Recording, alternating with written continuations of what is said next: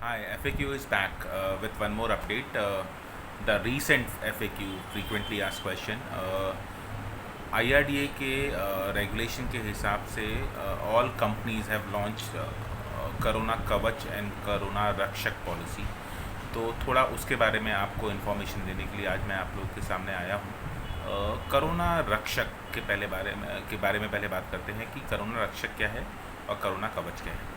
Corona रक्षक एक policy है जो बेसिकली अ बेनिफिट पॉलिसी।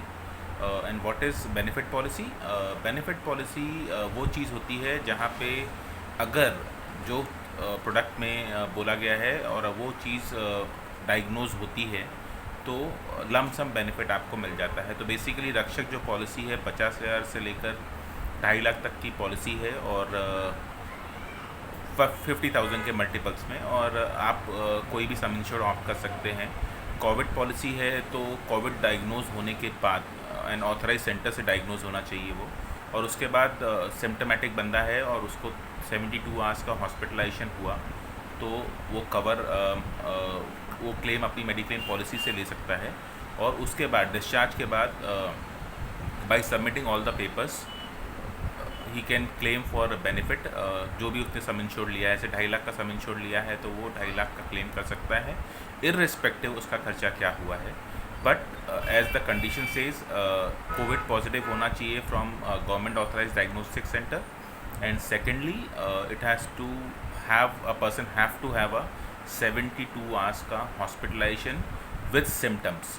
तो अगर कोई ऐसे ही खाली कोविड पॉजिटिव है और सिम्टम नहीं है और वो एडमिट होता है तो उस केस में क्लेम नहीं पेएबल होगा। सेकेंड प्रोडक्ट करोना कवच। करोना कवच वो जो प्रोडक्ट लॉन्च हुआ है is basically you can say indemnity policy. Indemnity policy जैसे हमारी मेडिक्लेम पॉलिसी होती है, जो खर्चा हुआ वो खर्चा आप उस पॉलिसी से ले सकते हैं up to the sum insured. तो ये भी 50,000 से चालू होती है और इन मल्टीपल ऑफ 50,000 5 लाख तक के सम इंश्योर्ड के ऑप्शन है। Individual as well as floater option इसमें है। और से किसी ने 5 लाख की पॉलिसी ली है तो प्रीमियम वाइज ये बहुत सस्ती है कंपेयर टू रक्षक। बट अगर क्लेम आता है अगेन कंडीशन से इसकी it has to be diagnose by government authorise centres.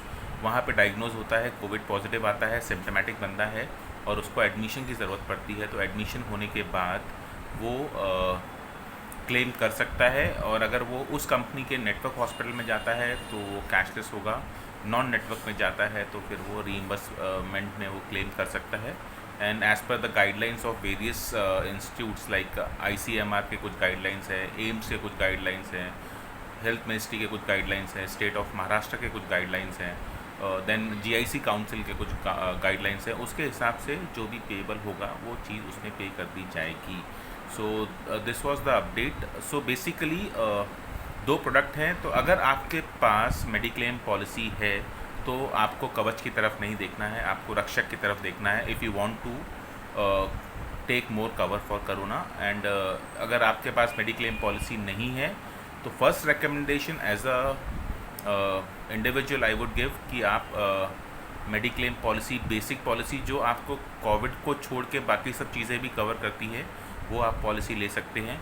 और अगर वो आपको उतना प्रीमियम पे करने की इच्छा नहीं है, आप टेम्प्रेरी कवर सोच रहे हैं, तो आप कवच ले सकते हैं जिसमें 3 मंथ्स, 6 मंथ्स एंड 9 मंथ्स के ऑप्शन हैं इन दोनों पॉलिसी में, और विद 15 डेज़ का वेटिंग पीरियड। तो 3.5 महीना, 6.5 महीना एंड 9.5 महीना एज के हिसाब से इसमें प्रीमियम डिवाइस होता है।